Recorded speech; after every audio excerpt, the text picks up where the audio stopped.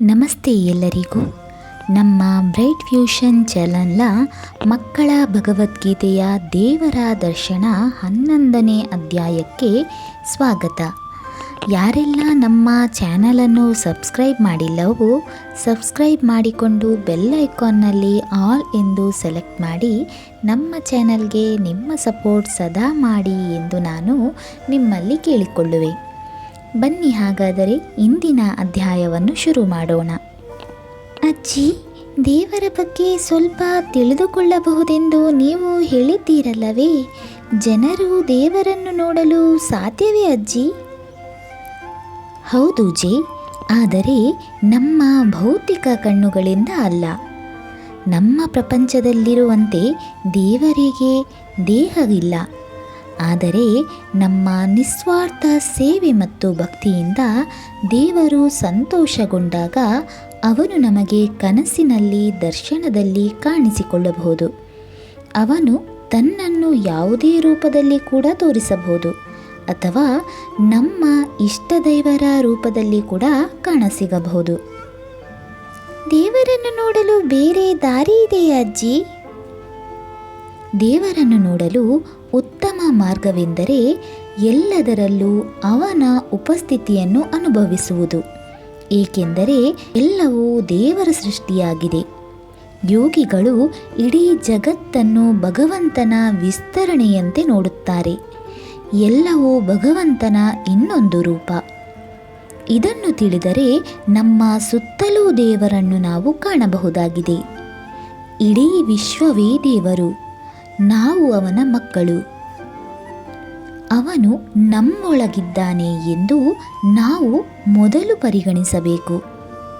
ದೇವರು ಯಾವಾಗಲೂ ನಮ್ಮೊಂದಿಗೆ ಇರುತ್ತಾನೆ ಎಂದು ನಾವು ಪ್ರಹ್ಲಾದನ ಕಥೆಯ ಮೂಲಕ ತಿಳಿಯಬಹುದು. ಪ್ರಹ್ಲಾದನ ಕಥೆ ಎಲ್ಲರಿಗೂ ಗೊತ್ತಿದೆಯಲ್ಲವೇ?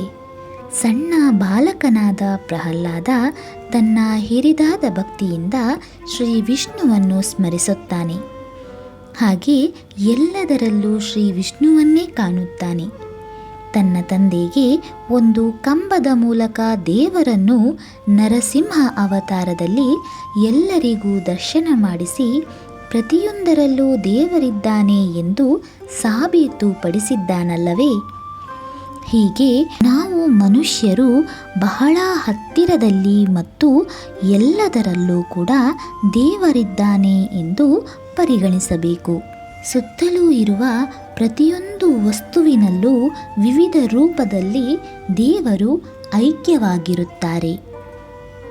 ದೇವರನ್ನು ಕಾಣುವ ಇನ್ನೊಂದು ವಿಧಾನವೆಂದರೆ ಭಕ್ತಿ ಮತ್ತು ಉತ್ತಮ ಗುಣಗಳನ್ನು ಬೆಳೆಸಿಕೊಳ್ಳುವುದು.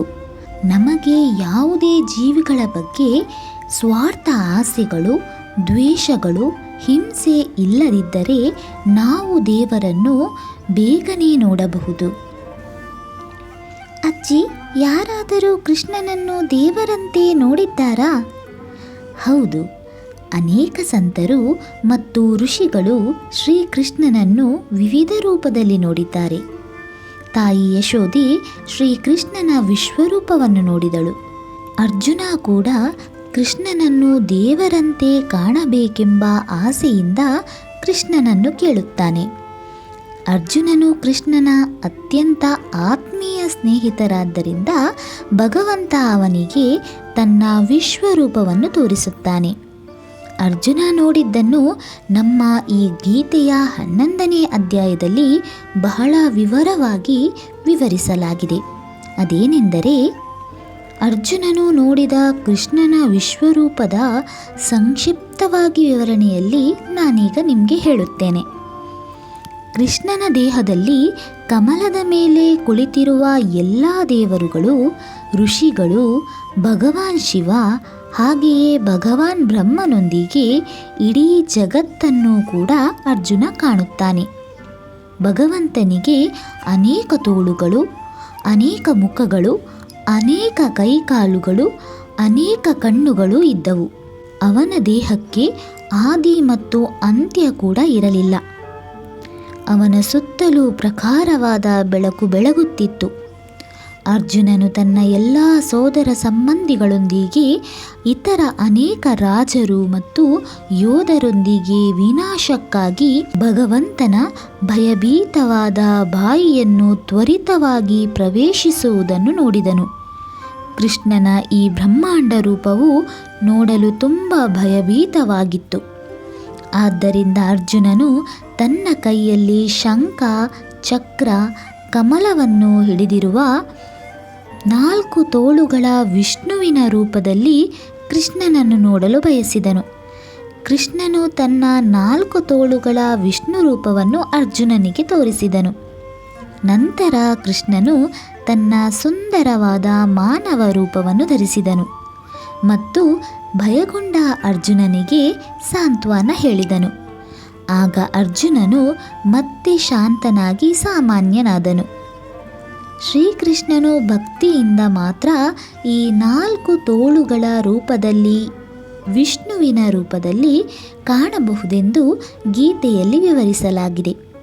ಈ ನಮ್ಮ 11ನೇ ಅಧ್ಯಾಯ ದೇವರ ದರ್ಶನದಲ್ಲಿ ನಾವು ನಮ್ಮ ಮಾನವ ಕಣ್ಣುಗಳಿಂದ ದೇವರನ್ನು ನೋಡಲು ಸಾಧ್ಯವಿಲ್ಲ. ನಮ್ಮ ಮನಸ್ಸಿನಲ್ಲಿ ಭಕ್ತಿ ಸ್ಥಿರವಾಗಿದ್ದರೆ ನಾವು ಪ್ರತಿಯೊಂದು ವಸ್ತುವಿನಲ್ಲಿ ಕೂಡ ದೇವರು ಇದ್ದಾರೆ ಎಂಬುದನ್ನು ಪರಿಗಣಿಸಬೇಕು. ಹಾಗೆ ಇಡೀ ಸೃಷ್ಟಿಯೂ ಕೂಡ ಸೃಷ್ಟಿಕರ್ತನೇ ಹೊರತು ಬೇರೇನೂ ಅಲ್ಲ ಎಂದು ನಾವು ಅಂದುಕೊಳ್ಳಬೇಕು.